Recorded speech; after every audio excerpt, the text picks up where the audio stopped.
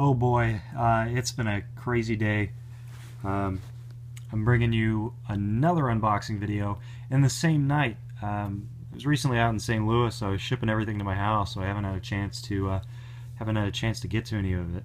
But you can tell by reading this box, this is the BTC Chimera for the version 2 gearbox. So anyway, made by Black Talon Concepts. I just recently had the pleasure of installing one of these in a customer's gun, and I have been super pleased with it, to where I even had to go out and buy one myself.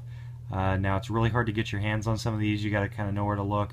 A lot of sites have them out of stock. They're popping up on eBay for 180 bucks. I paid 115, and I'm not going to tell you where I got it because I really want to buy another one to start doing work on customers' boxes, and I don't want you guys all taking them away from me. So anyway, we're going to pop this open and I'm going to give you a list of contents and tell you a little bit about it. Alright, so tops off the jewelry box, because that's exactly what this thing reminds me of. Super high quality box.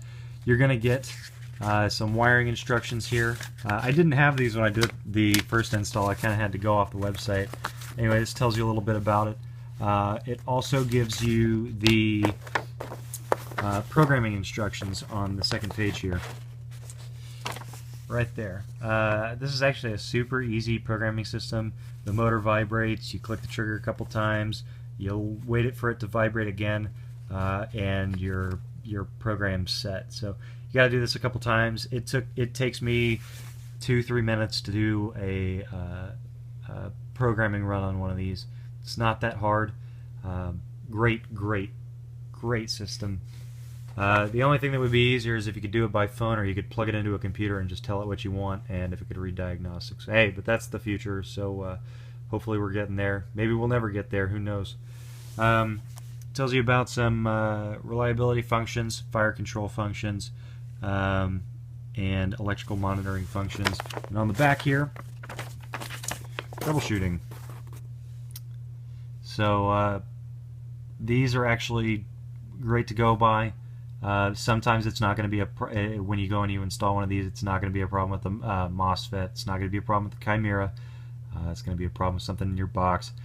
These don't like to work really well on gearboxes that have bearings or bushings that don't recess fully into the gearbox.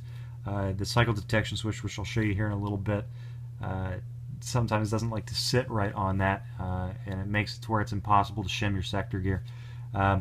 Less about that, more about the Chimera. All right, here we go. So here is, gosh, this camera sucks.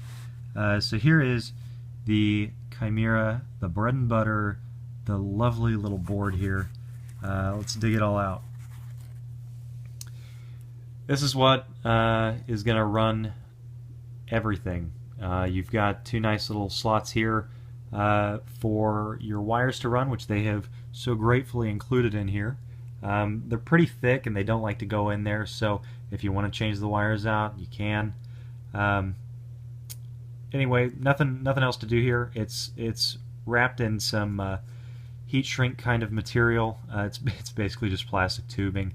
It's nice, keeps it dry in case you happen to play a rain game. I would recommend shrinking it just a little bit more.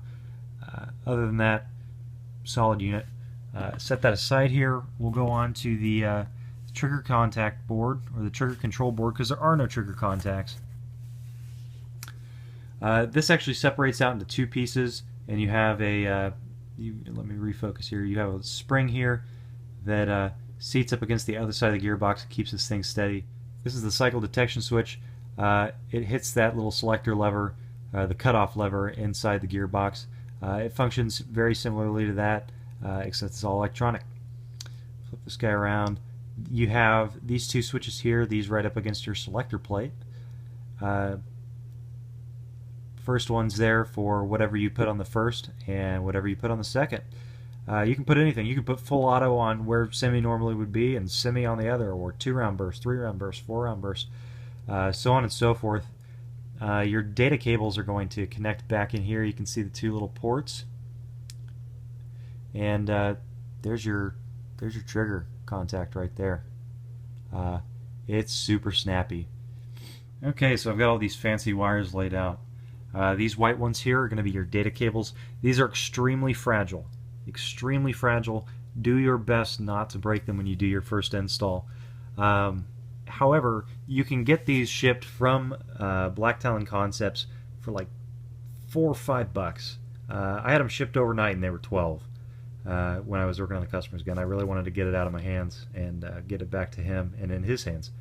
So enough about those. It's just ribbon type. It's braided inside. Be ever so careful. Anyway, on to the next. These here are going to be the ones that connect to your motor and into the motor side of your control unit here. You'll have to strip them yourself. They're not pre-stripped, and you'll have to bend the contacts for the motor there as well to your liking. Get those out of the way too. Here's the next. This is 2 separate units there. If you got a Dean's battery, or you have everything wired to Dean's, you got Dean's. If you don't, here's your Chimera one. Pretty self-explanatory. Have fun doing your guys' Chimera installs, and let me know what you guys think in the comments down below.